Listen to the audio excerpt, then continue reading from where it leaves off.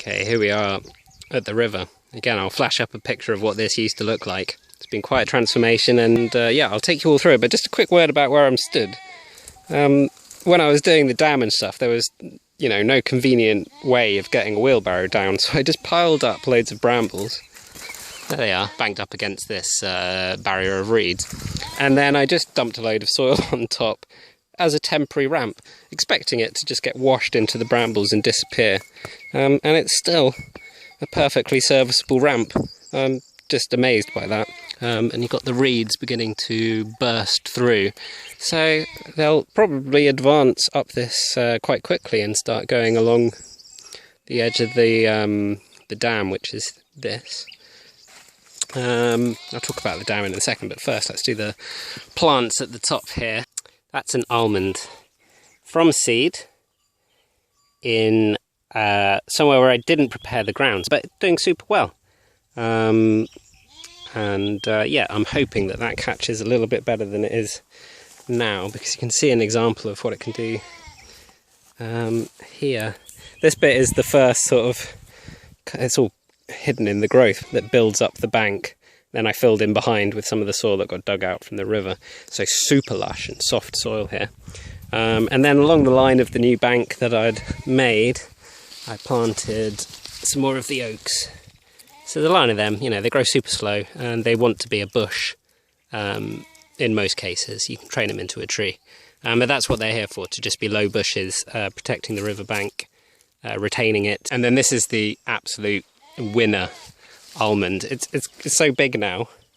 It's only a year and like 3 months old, this tree, that you can't really see the extent of it, but this is all it here.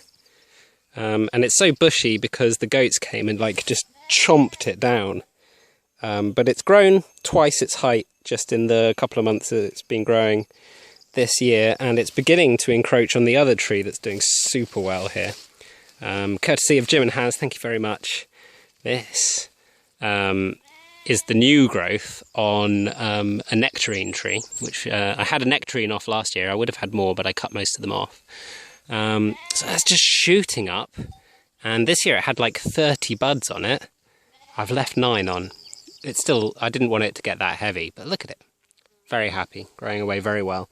Should get a lot bigger this year, so that's quite exciting. I'm also really excited by how it's sort of balancing itself out. So it's got quite a lean on it there. I've lent it out into the sun. But these two are going to shoot up and fill this whole gap here between the two paths. That's really cool, into all this quince here. Right, so that's that bit. Oh, one other tree. This is a persimmon. Shop-bought persimmon, again, following the mode of the shop-bought trees that I planted incorrectly. Dying back from the top for the most part. Shooting from just above the splice. The graft, keep on calling it a splice. Just above the graft. Looks happy, but I mean, I've got one that I started from seed just around the corner here that's got more leaf on it.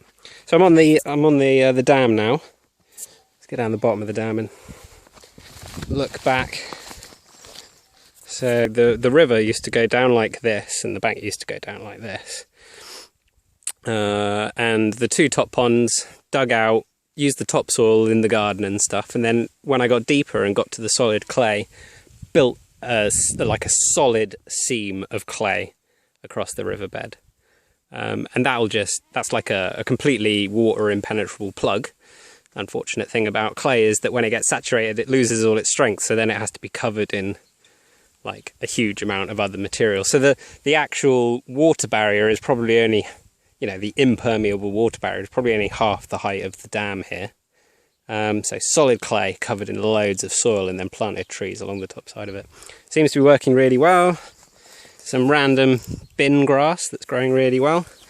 And that, is it a yucca thing? Is that what they're called? That was from Jim and Haz out of a bin as well, which seems super happy and will, when the wind comes down the valley, it sometimes hits these reeds and then gets forced by the pressure straight down this way. And this ought to grow up with that almond and other things. Block that wind. So the trees along the back of the dam are some pomegranates doing a little bit better than the ones at the top. You see how they compare with some of the ones that are going a bit slower in the less lush areas, but they're not doing the best. This is where the river outflows. I need to come through because this is like probably a week ago the bramble would have been back here somewhere. So it's across the river already. Probably doing that over the next week or so. I've already started to sort of chop stuff down to mulch it, but I need to do this whole area before I can't even walk down it. Okay, so I'll do this relatively quickly and dwell on that tree there. There's some mint and some parsley. There's some lemongrass down here that desperately needs freeing from stuff. And we got some basil here. It's where I had an amazing tomato patch last year as well. So yeah, it's growing like crazy. And this chap is my lemon. Again, like the almond the other side. That's the nectarine and the almond. It's only about 1 year and 3 months old. Doing super well. I mean, look at how vigorous. My phone doesn't want to focus, but you can see the red colour at the growing tips. It's full of sugar. Generally speaking, beans and stuff is planted everywhere. Look, here's a fava bean just starting its adventure. And these are the pomegranates that are doing the best. Just a dense bush. They were already taller than this last year, but the goats just chewed the tops out of them. So they're bushing out, and they're here to be a hedge, so I'm really excited about that. And they just look so enthusiastic, so vigorous here. So they're working super well, and you can see that they're probably going to grow together already this year. So I reckon they'll meet in the middle. There's this other one hidden behind the lemon tree.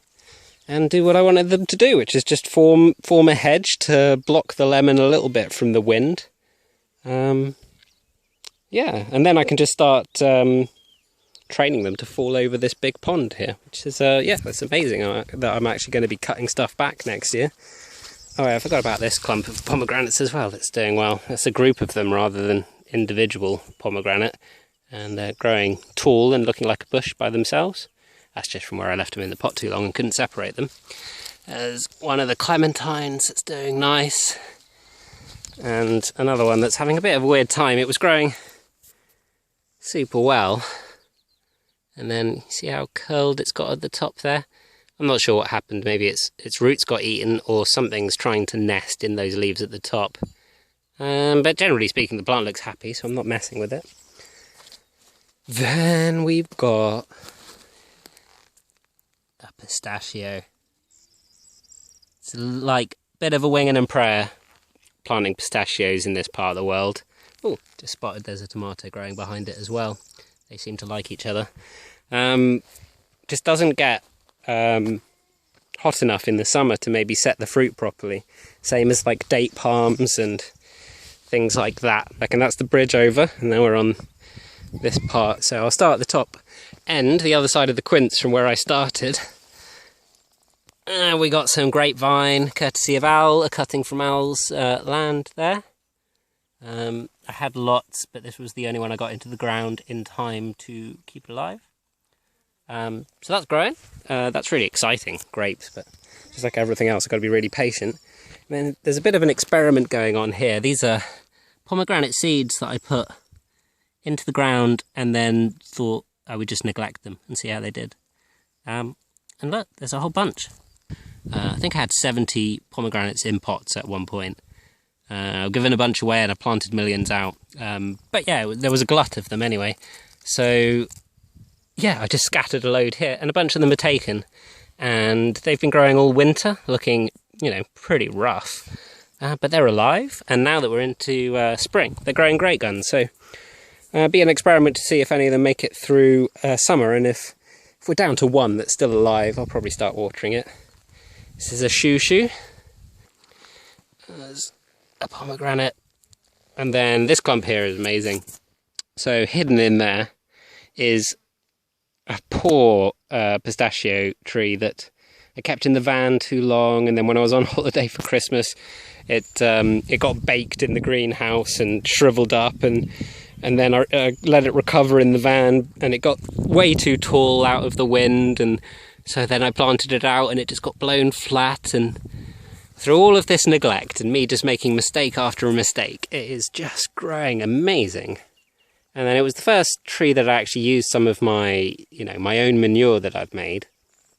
And it would appear that tomatoes don't mind too much going through our guts, because everywhere I've put this manure, tomatoes spring up like crazy. Then we got the first of, there's a bell pepper there starting off. You can just about see it in the middle of the frame there. And then there are better examples of this. I'm going to have to point it out because it's so small. Where are you on the phone? There you are. That there is a buffalo berry. So it's just growing really slowly, but I can show you some better examples in the top part of the river walk. And then, yeah, okay, so this is a pistachio that I timed it right with, so I started a bit later than the other one. So it can support its own weight, and it doesn't have any, like, really twisted leaves or anything. So that's how I'll do them all next time.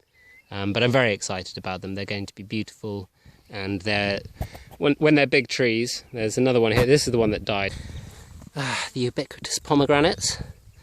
And that's the edge. So that pistachio was supposed to fill where the wind is coming through, but it might become a neshbra now, I think. I got plenty in pots starting off in the van, and yeah, I think that's going to be a neshbra there. And that is the bottom bit of the garden. It's growing super well. It's kind of given me confidence that the rest of it is possible, and yeah, I'm already eating plenty of stuff out of here. Right, bit of a break and then I'll do the next bit.